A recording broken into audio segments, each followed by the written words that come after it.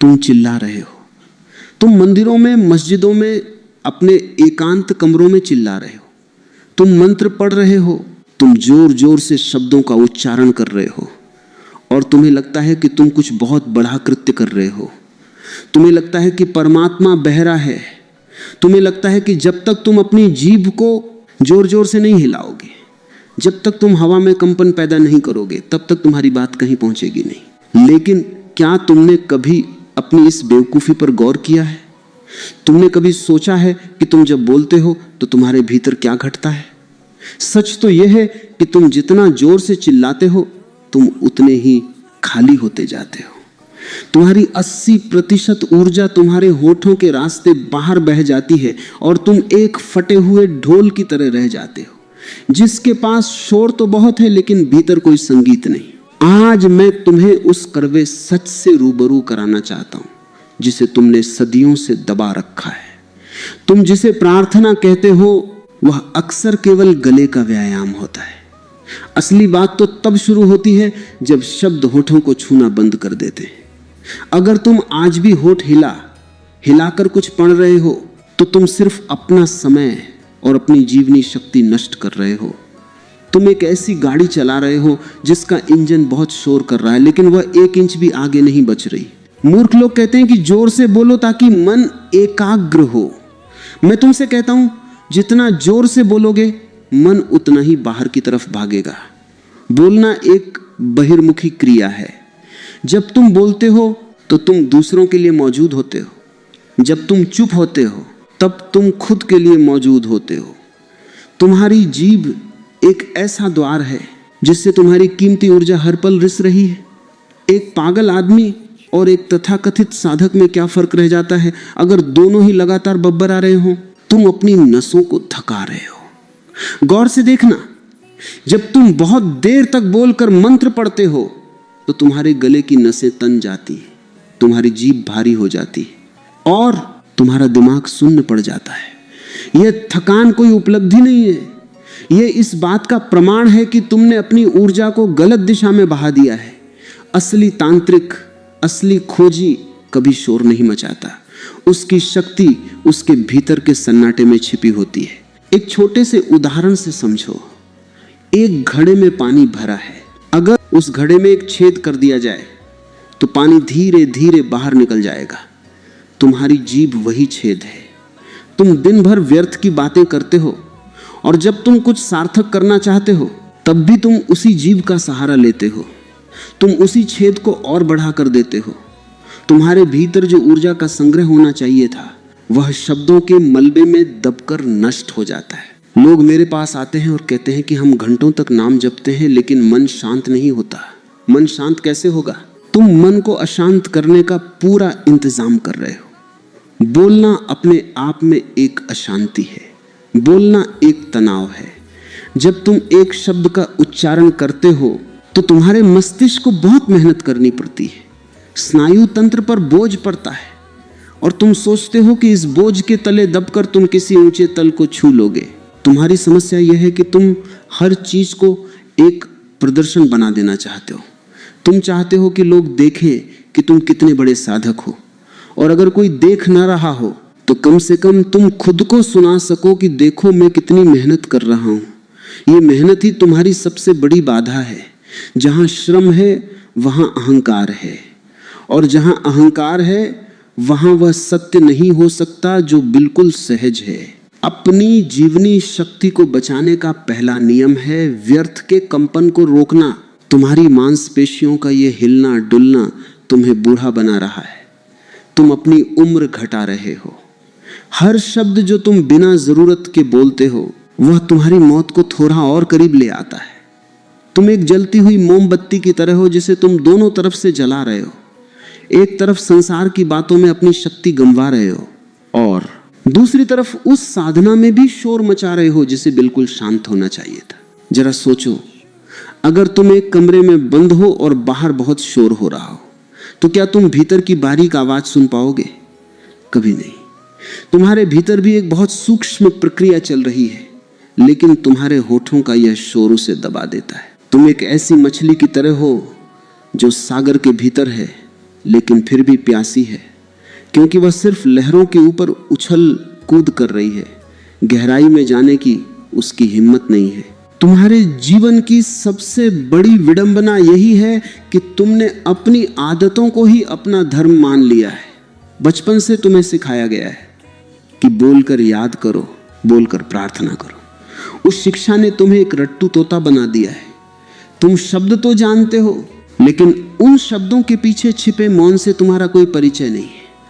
तुम एक पोस्टमैन की तरह हो जो दूसरों की चिट्ठियां पढ़ रहा है, लेकिन खुद के पास उसका कोई संदेश नहीं। जब तुम बोलना बंद करते हो तभी तुम सुनना शुरू करते हो, लेकिन तुम सुनने से डरे हुए हो। तुम डरते हो कि अगर तुम चुप हो गए तो तुम्हें अपने भीतर का खालीपन दिखाई देने लगेगा। उस खालीपन से बचने के लिए तुम शब्दों का सहारा लेते हो, तुम मंत्रों की आड़ में छिपते हो, तुम अपनी ही आवाज के पीछे दुबक कर बैठ जाते हो। याद रखना, ऊर्जा का सबसे बड़ा नियम है संग्रह। जब तक ऊर्जा इकट्ठा नहीं होगी तब तक वह ऊपर की तरफ नहीं उठेगी।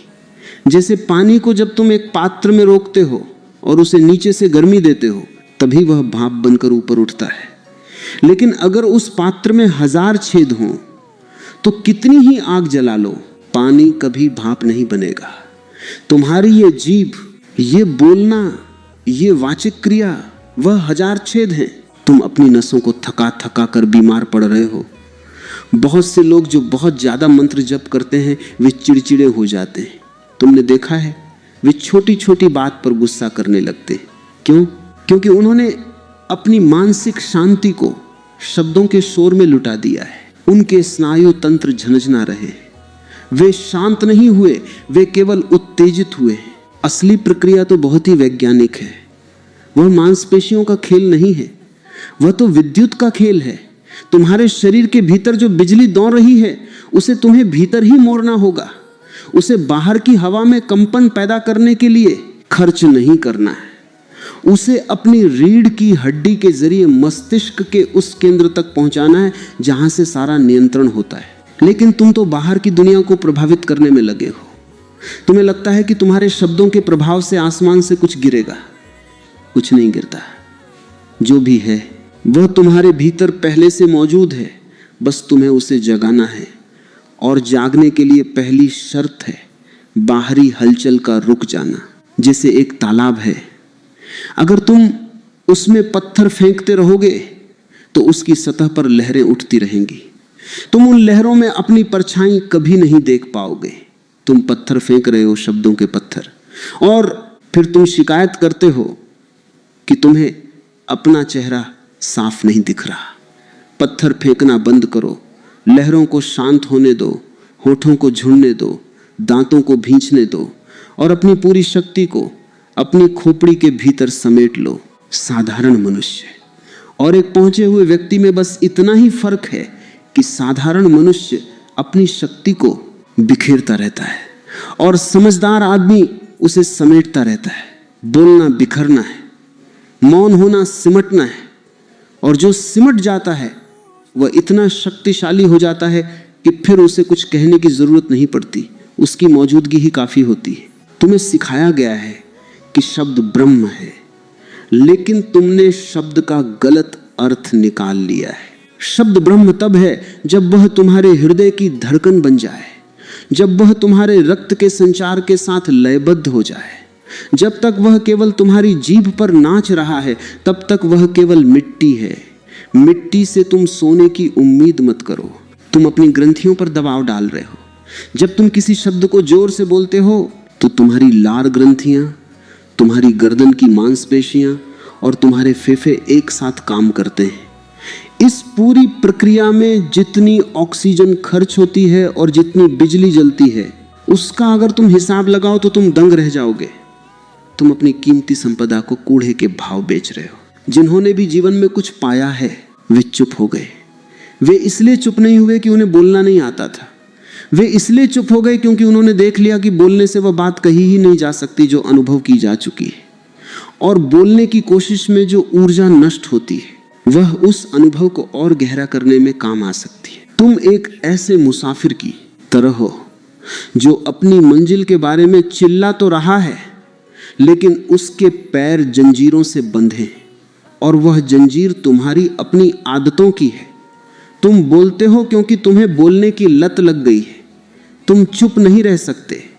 अगर तुम्हें 1 घंटे के लिए चुप बैठा दिया जाए तो तुम पागल होने लगोगे। तुम्हारे हाथ पैर कांपने लगेंगे। तुम्हें लगेगा कि कुछ छूट रहा है। यही वह लत है जो तुम्हें सत्य से दूर रख रही है। जो लोग कहते हैं कि बोलकर पढ़ने से मन नहीं भटकता, वे सबसे बड़े धोखे में हैं। तुम बोल रहे होते हो और तुम्हारा मन कहीं और घूम रहा होता है। तुमने अक्सर देखा होगा, तुम कोई पाठ कर रहे हो, जीभ अपना काम कर रही है और दिमाग में कल की चिंता चल रही है। ये कैसी साधना है? ये तो दोहरा व्यक्तित्व है।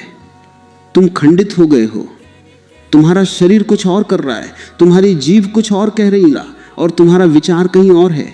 असली काम तो तब है जब तुम पूरे के पूरे एक हो जाओ, और वह एकता केवल भीतर के सन्नाटे में घटती है। जब तुम बोलना बंद करते हो तब तुम्हारी सारी इंद्रियां एक केंद्र पर आकर खड़ी हो जाती हैं। तब ऊर्जा का रिसाव बंद हो जाता है। तब तुम एक शक्तिशाली चुंबक बन जाते हो। तुम्हें अपनी आदतों को तोड़ना होगा। तुम्हें इस धारणा को मिटाना होगा कि जितना ज्यादा और जितना जोर से तुम जप करोगे उतना ही पुण्य मिलेगा। पुण्य और पाप की बातें छोड़ो, तुम तो शुद्ध विज्ञान को समझो। यह ऊर्जा के रूपांतरण का मामला है। जो शक्ति तुम्हारे जनन अंगों में है, जो शक्ति तुम्हारी भूख में है, वही शक्ति तुम्हारी वाणी में भी है, और उसी शक्ति को तुम्हें ऊपर उठाना है। अगर तुम उसे वाणी के रास्ते बाहर निकालते रहे तो तुम कभी उस शिखर तक नहीं पहुंच पाओगे जहां अमृत का अनुभव होता है। तुम नीचे की सीढ़ियों पर ही शोर मचाते रह जाओगे और ऊपर का महल खाली पटा रहेगा। अपनी जीभ को विश्राम दो, इसे थकाओ मत, इसे अपनी आत्मा का पहरेदार बनाओ। डाकू नहीं जो तुम्हारी तिजोरी को लूट ले। तुम्हारे भीतर एक पूरा संसार है जो तुम्हारी प्रतीक्षा कर रहा है, लेकिन वहां तक जाने का रास्ता सन्नाटे से होकर गुजरता है। उस सन्नाटे को शब्दों से मत भरो, उस सन्नाटे का सम्मान करो। जब तुम चुप होते हो तो तुम ब्रह्मांड के साथ एक लय में होते हो। जब तुम बोलते हो तो तुम अपनी एक अलग क्षुद्र दुनिया बना लेते हो। अपनी जीभ के इस नाच को देखो, गौर से देखो कि कैसे एक छोटा सा अंग तुम्हारे पूरे अस्तित्व को नियंत्रित कर रहा है। तुम इसके गुलाम हो गए हो। तुम्हें लगता है कि तुम बोल रहे हो, लेकिन सच तो यह है कि शब्द तुम्हें बुलवा रहे हैं। तुम केवल एक यंत्र बन गए हो, और यंत्र कभी उस परम शांति को उपलब्ध नहीं हो सकता जो केवल जीवंत चेतना का गुण है। इसलिए सबसे पहले इस थकान को पहचानो कि तुम्हारा यह बोलना तुम्हें बीमार कर रहा है। तुम्हारी चिचिहाहट, तुम्हारा तनाव, तुम्हारी नींद की कमी, इन सब के पीछे कहीं ना कहीं तुम्हारी यह बोलने की आदत छिपी है। तुम सोते समय भी भीतर ही भीतर बोल रहे होते हो। तुम्हारे सपने भी शब्दों और दृश्यों का शोर ही तो है। जब तक यह शोर नहीं थमेगा तब तक तुम्हें वो सुनाई नहीं देगा जो अनादिकाल से तुम्हारे भीतर गूंज रहा है। वो संगीत जो बिना किसी साज के बज रहा है, उस संगीत को सुनने के लिए तुम्हें अपने कान नहीं बल्कि अपनी जीभ बंद करनी होगी, क्योंकि जब जीभ बंद होती है तब कान भीतर की तरफ खुलते हैं। इस भागदौड़ भरी जिंदगी में तुमने बहुत कुछ खोया है, अब और मत खो। अपनी ऊर्जा को संजोना सीखो, उसे एक दिशा देना सीखो, उसे एक ऐसा केंद्र दो जहां वह इकट्ठा हो सके, और वह केंद्र तुम्हारे मस्तक के भीतर है, तुम्हारे तालू के ऊपर है। लेकिन वहां तक पहुंचने के लिए तुम्हें पहले इन बाहरी द्वारों को बंद करना होगा। होठों को बंद करना केवल एक शुरुआत है। यह तो सिर्फ पहला कदम है, लेकिन यह कदम इतना महत्वपूर्ण है कि इसके बिना दूसरा कदम उठाना असंभव है।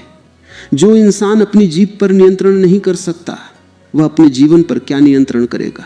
जो अपने शब्दों को नहीं रोक सकता, वह अपने विचारों को कैसे रोकेगा? विचार शब्दों की ही सूक्ष्म छाया है। अगर तुम स्थूल शब्दों को नहीं रोक पा रहे तो सूक्ष्म विचारों को रोकना तो तुम्हारी कल्पना से भी बाहर है। इसलिए जह को पकसो। जह तुम्हारी यह बोलने की क्रिया, इसे थाम लो, इसे रोक दो, और फिर देखो कि तुम्हारे भीतर कैसा चमत्कार घटता है। तुम देखोगे कि तुम अचानक बहुत शक्तिशाली महसूस करने लगे हो। तुम देखोगे कि तुम्हारी आंखों में एक नई चमक आ गई है। ये चमक तुम्हारी उस ऊर्जा की है जो अब बाहर नहीं जा रही, बल्कि तुम्हारे भीतर ही घूम रही है। वह तुम्हें भीतर से नहला रही है, वह तुम्हें शुद्ध कर रही है, वह तुम्हें एक नया जन्म दे रही है। और ये सब केवल इसलिए हो रहा है क्योंकि तुमने शोर मचाना बंद कर दिया है। तुम अब एक शांत झील की तरह हो गए हो, जिसमें चांद की पूरी रोशनी साफ दिखाई दे रही है। अपनी नसों के इस खिंचाव को अब और मत बढ़ाओ, इस बोझ को उतार फेंको। तुम यहां चिल्लाने के लिए नहीं आए हो, तुम यहां उस परम मौन का हिस्सा बनने के लिए आए हो जिससे सारा अस्तित्व पैदा हुआ है। उसी मौन में तुम्हारी मुक्ति है, उसी में तुम्हारा स्वास्थ्य है और उसी में तुम्हारा सारा वैभव छिपा है। जो लोग शब्दों के पीछे भाग रहे हैं वे केवल परछाइयों को पकड़ रहे हैं। तुम सार को पकड़ो, और सार केवल तभी हाथ आता है जब हाथ खाली हो और होठ बंद हो। अब उस गहराई में उतरो जहां शब्द जीवित हो जाते हैं। तुमने होठ बंद कर लिए, तुमने जीभ को तालू से सटा लिया, तुमने बाहरी शोर को विदा कर दिया। लेकिन अब क्या? अब जो घटता है वह कोरी कल्पना नहीं है, वह शुद्ध विज्ञान है। जब तुम बाहर बोलना बंद करते हो तो तुम्हारी ऊर्जा बाहर जाने के बजाय तुम्हारे मस्तिष्क की दीवारों से टकराने लगती है। यह वैसा ही है जैसे एक बंद कमरे में अगर तुम दिया जलाओ तो उसकी रोशनी दीवारों से टकराकर और भी सघन हो जाती है। तुम्हारे भीतर एक महा विस्फोट की तैयारी शुरू होती है, जिसे तुम मानसिक जप कहते हो। वह केवल मंत्र को मन में दोहराना नहीं है, वह तुम्हारे न्यूरॉन्स की री वायरिंग है। साधारण अवस्था में तुम्हारा मस्तिष्क बिखरा हुआ होता है, विचार इधर बधर भाग रहे होते हैं, तुम्हारी दिमागी तरंगें अशांत होती हैं। लेकिन जैसे ही तुम बिना होठ हिलाए, बिना कंठ का उपयोग किए, केवल अपने भीतर की खोपड़ी में उस ध्वनि को गूंजने देते हो, तुम्हारे मस्तिष्क का पूरा वातावरण बदलने लगता है। आधुनिक प्रयोगशालाओं में जब खोज की गई तो पाया गया कि जब मनुष्य गहरी शांति में होता है तो उसके मस्तिष्क में थीटा वेव्स पैदा होती हैं। ये तरंगे असाधारण हैं। ये तरंगे तभी आती हैं जब तुम गहरी नींद में होते हो, या फिर जब तुम उस अवस्था में होते हो जहां तुम्हारा अवचेतन मन यानी सबकॉन्शियस माइंड पूरी तरह खुला होता है। मानसिक जप तुम्हें जागते हुए उसी थीटा अवस्था में ले जाता है। सोचो, तुम जाग रहे हो, तुम सचेत हो, लेकिन तुम्हारा मस्तिष्क उस गहराई में काम कर रहा है जहां केवल महान योगी या गहरे सम्मोहन में डूबे लोग पहुंच पाते हैं। यहां चमत्कार घटता है। इस अवस्था में तुम जो भी बीज डालते हो वह सीधा तुम्हारी आत्मा की जड़ तक पहुंचता है। अगर तुम बाहर चिल्लाकर ओम कहते हो तो वह केवल हवा में कंपन पैदा करता है, लेकिन अगर तुम भीतर बिना आवाज के अपनी खोपड़ी के शून्य में उस ओम को गूंजने देते हो तो वह तुम्हारे डीएनए को बदलने की ताकत रखता है। तुम्हारे भीतर की कोशिकाएं उस कंपन को महसूस करती हैं। वैज्ञानिक इसे क्वांटम रेजोनेंस कह सकते हैं। जब शब्द का भौतिक अस्तित्व मिट जाता है और केवल उसका सूक्ष्म प्रभाव बचता है, तब वह पदार्थ की सीमाओं को लांघकर सीधे ऊर्जा के क्षेत्र में प्रवेश कर जाता है। तुम्हारी हड्डियां, तुम्हारा मांस, तुम्हारा मज्जा सब उस एक ध्वनि के साथ लयबद्ध होने लगते हैं। तुम अब एक शरीर नहीं रह जाते, तुम एक जीवित वाद्य यंत्र बन जाते हो जिसके भीतर स्वयं परमात्मा संगीत बजा रहा है। लोग मुझसे पूछते हैं कि मानसिक जप इतना कठिन क्यों लगता है? कठिन इसलिए लगता है क्योंकि तुम्हारी आदत बाहर की तरफ भागने की है। जैसे ही तुम चुप होते हो, मन तुम्हें डराने लगता है। वह हजारों विचार तुम्हारे सामने फेंक देता है। वो तुम्हें याद दिलाता है कि तुम्हें बिल भरना है, तुम्हें पसोसी से लड़ना है, तुम्हें कल की चिंता करनी है। लेकिन तुम्हें उन विचारों से लड़ना नहीं है। तुम्हें बस उस एक शब्द को, उस एक ध्वनि को अपने मस्तिष्क के केंद्र में पकड़ कर रखना है। जैसे एक पहाड़ से गिरता हुआ झरना पत्थर को काट देता है, वैसे ही यह निरंतर चलने वाला मानसिक जप तुम्हारे पुराने संस्कारों को काट देता है। तुम्हारी बुरी आदतें, तुम्हारे पुराने डर, तुम्हारी हीन भावना, ये सब क्या है? ये सब तुम्हारे मस्तिष्क में बने हुए गलत रास्तों के निशान हैं। मानसिक जप उन रास्तों को मिटाकर नए मार्ग बनाता है। इसे ही हम सबकॉन्शियस रिप्रोग्रामिंग कहते हैं। तुम खुद को फिर से लिख रहे हो। तुम अपने भाग्य के लेखक खुद बन रहे हो। जरा गौर करो, जब तुम मानसिक रूप से किसी मंत्र को दोहराते हो तो तुम्हारी सांसें अचानक धीमी हो जाती हैं, तुम्हारी धड़कन एक खास लय में आ जाती है, तुम्हारा रक्तचाप स्थिर होने लगता है, शरीर को लगने लगता है कि अब कोई खतरा नहीं। जब तुम बाहर चिल्लाते थे तो शरीर को लगता था कि तुम किसी युद्ध में हो, तुम तनाव में हो। लेकिन मानसिक जप शरीर को यह संदेश देता है कि सब कुछ ठीक है, तुम सुरक्षित हो, तुम केंद्र पर हो। और जब तुम केंद्र पर होते हो तब तुम्हारी बुद्धिमत्ता प्रखर होने लगती है, तुम्हारी याददाश्त बढ़ने लगती है। क्यों? क्योंकि अब तुम्हारी ऊर्जा फालतू के कामों में खर्च नहीं हो रही। वह ऊर्जा अब तुम्हारे न्यूरॉन्स को पोषण दे रही है। तुम्हारे मस्तिष्क के वे हिस्से जो सदियों से सोए पड़े थे, वे अब जागने लगते हैं। इसे ही प्राचीन ग्रंथों में तीसरा नेत्र कहा गया है। यह कोई शारीरिक आंख नहीं है, यह तुम्हारी ऊर्जा का वह बिंदु है जहां पहुंचकर तुम्हें वह सब दिखने लगता है जो साधारण आंखों से ओझल है। तुमने देखा होगा, जो लोग बहुत शांत होते हैं उनके आसपास एक खास तरह का घेरा महसूस होता है। लोग उनके पास आकर शांति महसूस करते हैं।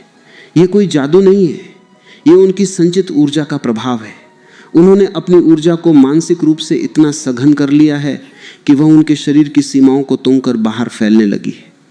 तुम भी यही कर सकते हो, बस उस